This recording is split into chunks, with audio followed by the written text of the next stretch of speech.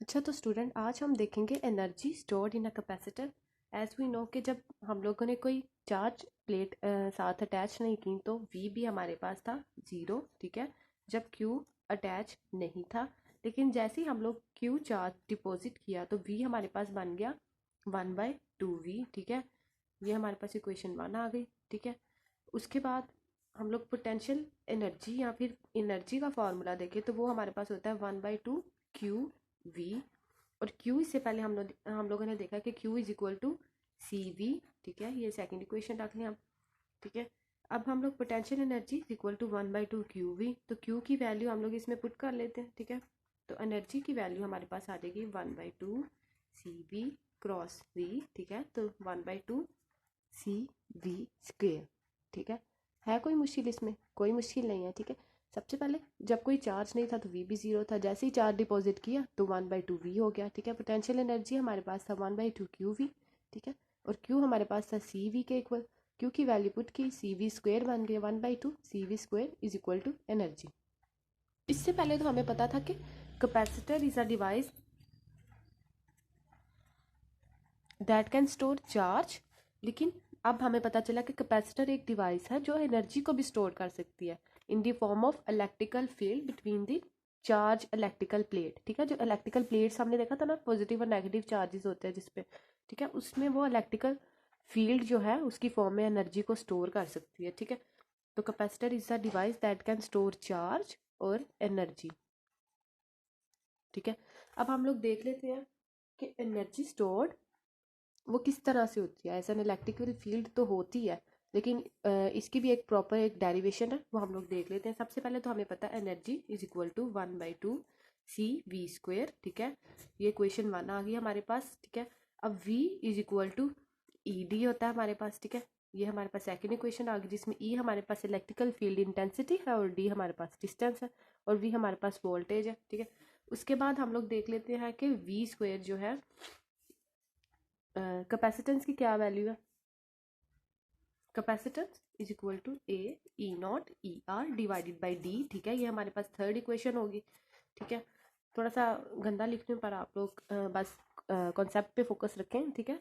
Energy is equal to 1/2 CV², ठीक है। V हमारे पास इज इक्वल टू ED और C हमारे पास है A E0 ER divided by D। तो हम इसको इक्वेशन 1 में पुट कर लेते हैं, तो हमारे पास एनर्जी जो आ जाएगी 1/2 A E0 ER divided by D और V की वैल्यू है हमारे पास ED इसका स्क्वायर, ठीक है। तो हमारे पास आ जाएगा E²D² A E0 ER divided by D, ठीक है।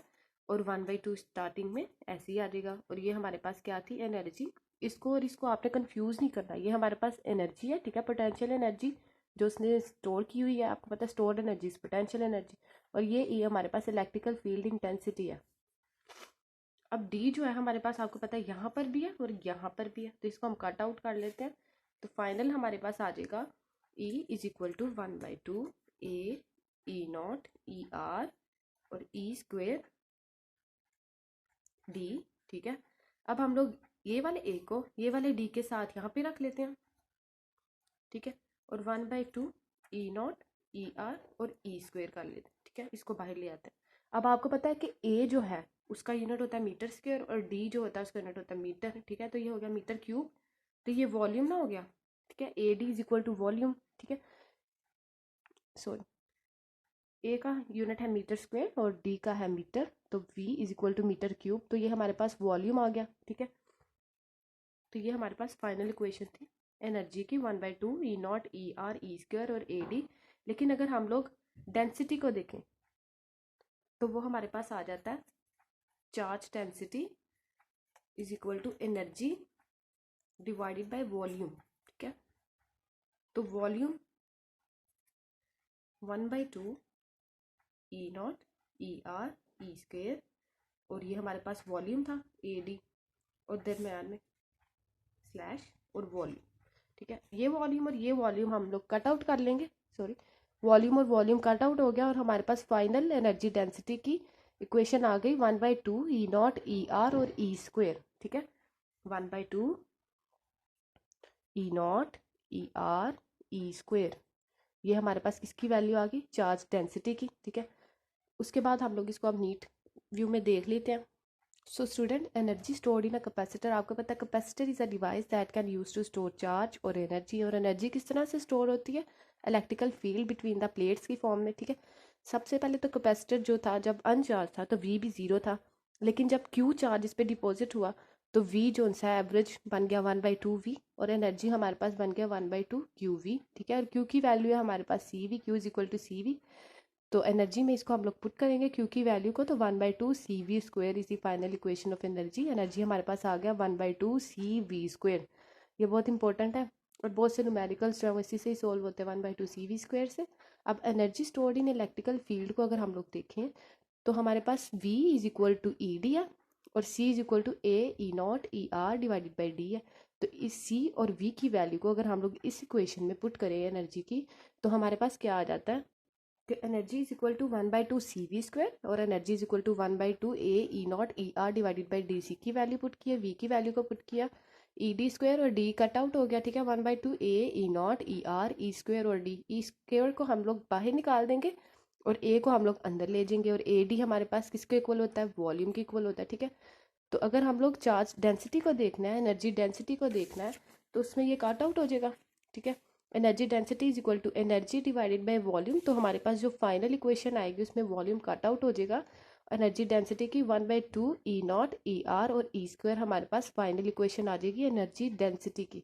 उसके बाद आपको पता है कि चार्जिंग और डिस्चार्जिंग क्या होता है, तो time required by the capacitor to deposit 0.63 times the equilibrium charge, ठीक है। Time required by the capacitor to deposit 0.63 times the equilibrium charge, तो उसको हम लोग क्या कहते हैं, उसको हम लोग कहते हैं चार्ज कांस्टेंट। टाइम कांस्टेंट उसको कहते हैं। Time required by the capacitor to deposit 0.63 times the equilibrium charge is called as time constant. और इसी पे डिपेंड करता है कि कैपेसिटर किस तरह से चार्ज होगा और किस तरह से डिस्चार्ज होगा, क्योंकि RC is equal to T, ये हम देखते हैं इसकी डेरिवेशन ये किस तरह से आई है, RC is equal to T। तो जितनी ज़्यादा जल्दी डिस्चार्जिंग या चार्जिंग होनी है उतनी ज़्यादा RC वैल्यू जो सी है वो छोटी होनी चाहिए, ठीक है। RC जितनी वैल्यू छोटी होगी उतनी जल्दी वो इसको अचीव कर लेगा और उतनी जल्दी वो चार्ज हो जाएगा, ठीक है। उसके बाद देख लेते हैं RC is equal to T में क्या होता है, कि हम इसको प्रूफ करना है। तो हम लोग को पता है कि पहले V is equal to IR होता है, I is equal to Q/T, ठीक है।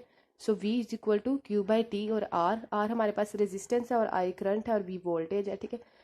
उसके बाद हम लोग देख लेते हैं कि T को इधर ले गए और V को इधर ले आए, तो हम लोग को पता है Q is equal to CV और C is equal to Q/V, तो C आ गया हमारे पास यहाँ पे।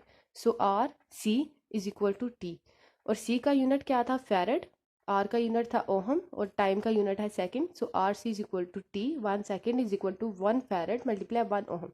वैसे तो देखने में अगर MCQ में आए कि 1 second is equal to 1 farad multiply 1 ohm या फिर 1 ओहम मल्टीप्लाई 1 वोल्ट, तो ये बहुत डिफिकल्ट लगता है, लेकिन आप लोगों ने इधर से मेमोराइज रखना है इसको कि 1 RC is equal to T, और C का यूनिट हमारे पास फैरड होता है, R का यूनिट ओहम होता है, तो इस लिहाज से 1 second is equal to 1 farad multiply 1 ohm.